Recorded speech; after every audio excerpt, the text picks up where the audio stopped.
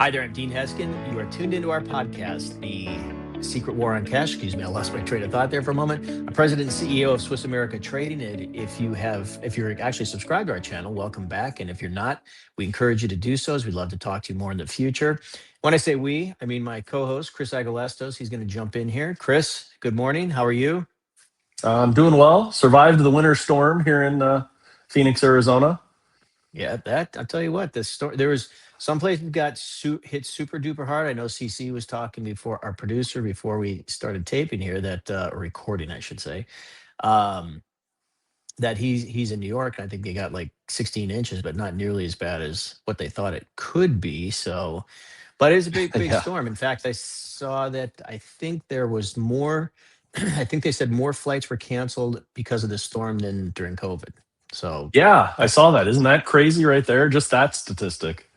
I didn't. I only saw it like briefly. I didn't really see if they kind of expanded on that because COVID had a little bit of a duration to it. So I don't Yeah, know if they meant just in a single day or what it might have been. yeah, But yeah. Good anyway, point. we're not talking about weather. We're talking about Mm. finance, and specifically today, we're going to talk about gold. That as everybody's preparing for the storm over the weekend, gold went smashing through the $5,000 per ounce mark. Yeah, And what's absolutely crazy about it, in fact, you had most, we started off the year at roughly 4,000 an ounce. I believe it wasn't a 4 grand, or was it 4,400? May have been 40 well, it's only it's oh, only not, we're not even done January yet. So it was a little over yeah, 4 grand an ounce. I'm yeah, wrong. But like a lot of the forecasters were talking about maybe gold getting to 40, 44, 4,500 by year's end. And yeah. now all of a sudden we had a 2.5% jump, and gold on Monday was up over $5,000 an ounce. Yep. And what's key, if you look at the title of the article here, which is becoming unfortunately a pretty common theme, this is happening as investors flee the US dollar and bonds. They're getting out. Yep. And it begs the question, at what point is there going, you have to believe at some point there will likely be a breaking point if this continues. And at what point is that going to happen? Because I'll tell you what, Chris, we are looking at, literally each and every day, more and Mhm. more news coming out that is suggesting that, things are not good, and things potentially or likely may get a lot worse. Yeah, And again, gold has been, traditionally speaking, kind of a gauge of that, because whenever there's challenges in the global or domestic markets, investors look for refuge in metals because it is an unencumbered asset. It's not reliant on debt or repayment. It just is what it is. And so this is not a good sign, especially at the start of 2026. right. And what they say, to quote them in here, they said the market has breathtaking and profoundly scary momentum. Right. And that is true. It's like there are no signs of slowing down. And a lot of people are pushing, price targets to $6,000 and $7,000 plus per ounce, and these are numbers that just 2 years ago somebody would have said you're insane to even talk about these numbers in the near future. And we were talking back then though about, look at our debt and deficits, and the runaway train that has been our financial system, especially here in the U.S., but also everywhere else in the West that's modeled after our system and uses the dollar as a reserve currency. So we've been watching this build, and it seems to me kind of like an earthquake. You get all this pressure building in the plates, right? And you don't know exactly when it's going to break, and but when it does, it's big, and that's what's happened here. And none of these problems or issues, the geopolitical uncertainty, our economic pressures, the weakening dollar, all of these things haven't slowed down a bit. So all of the pressures that caused this are still there and continuing to push forward. So there really is just so much momentum that I don't know how anybody could call a cap or a ceiling at this point.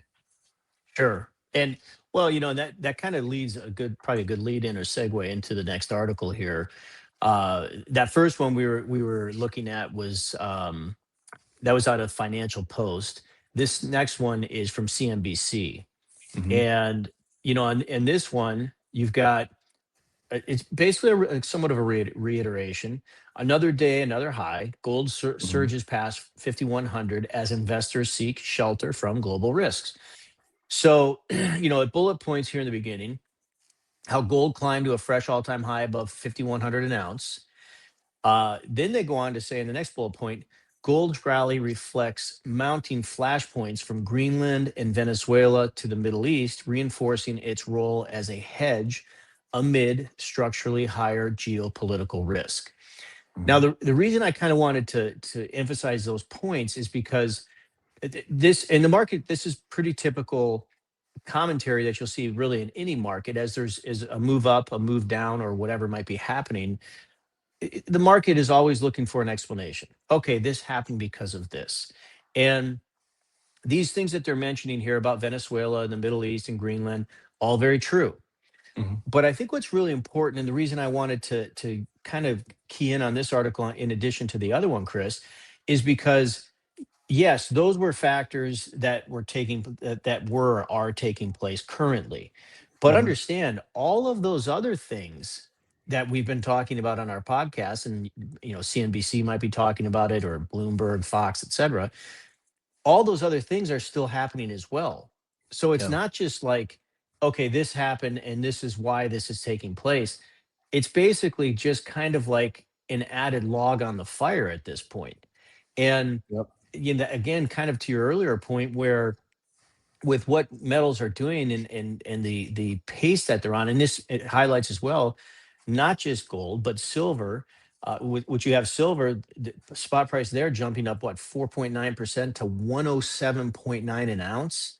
I Yeah. mean, ladies and gentlemen, when we started doing this podcast talking about the secret war on cash and how this is having an effect on all of us, we're talking silver prices were less than 30 an ounce and Yeah. gold prices were less than 2,000 an ounce. Hmm. And this is like a story that is just unfolding right before our eyes. And really, something like, again, that momentum just continues to build. I don't see it letting up anytime soon, Chris.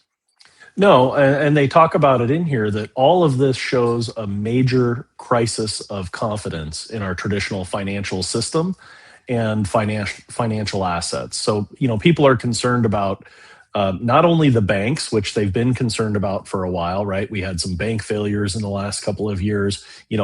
All those pictures of people standing in lines to try and get their money. So those fears were already there, but we haven't done anything to really fix any of those problems. So central banks are continuing to purchase.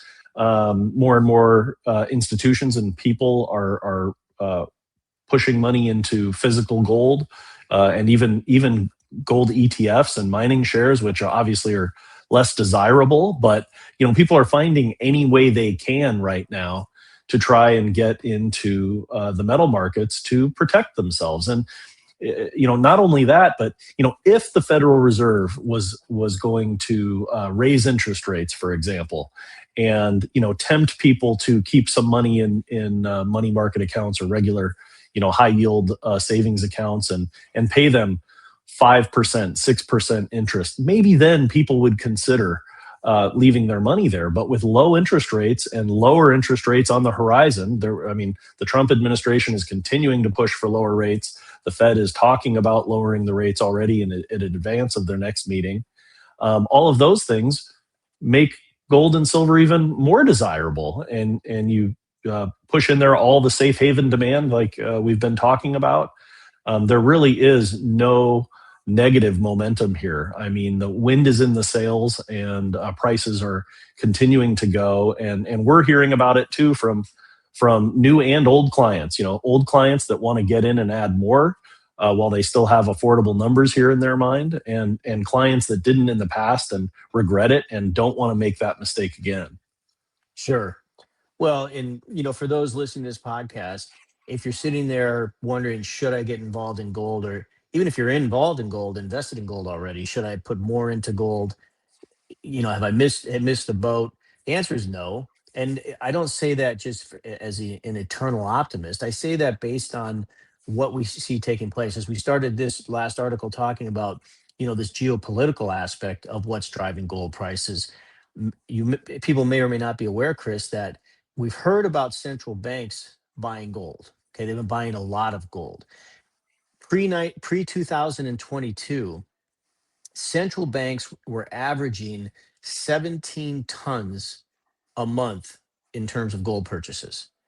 Currently, they are now averaging per month, not just a month, per Mhm. month, they are averaging 60 tons a month. That's over 3 times more than they Yep. were just a few years ago. And that sends, I think, a very important message that people should be listening to. And there's no sign of them letting up on that. And then on top Right. of that, and again, on top of all the geopolitical we talked about, on top of central banks, they talk about as well.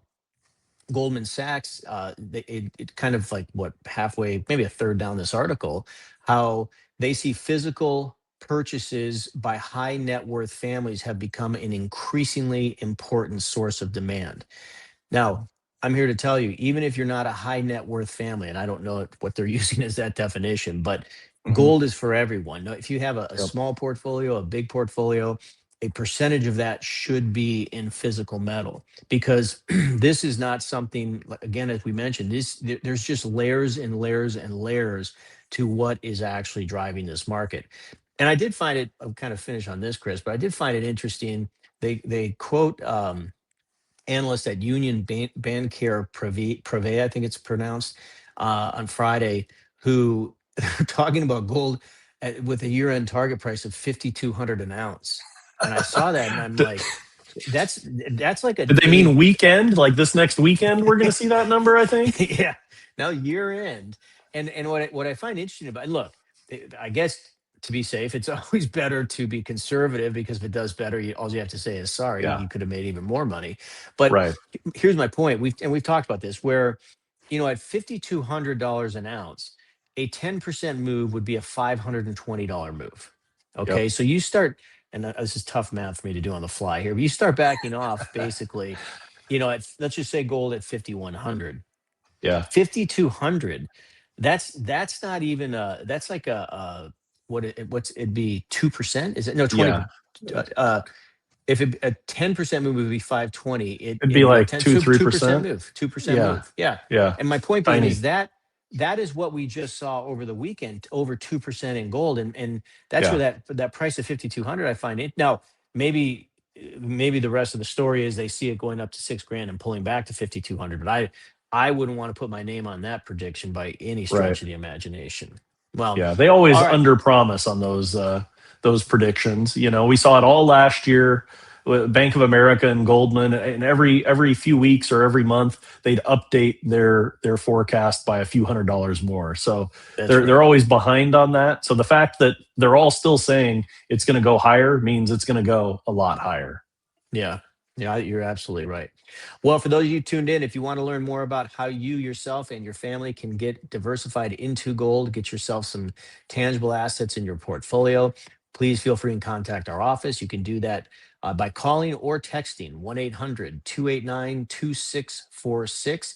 And you can also visit us online at www.swissamerica.com. Or to make it even real easy, you'll see if you're watching this, the QR code here on our show. You can go ahead and click on that and it'll take you right there. Thank you, Chris. Thanks for Yep. those of you tuning in, and we look forward to talking to you more in the future. Have a great rest of your day. See you real soon. Yep. Take care.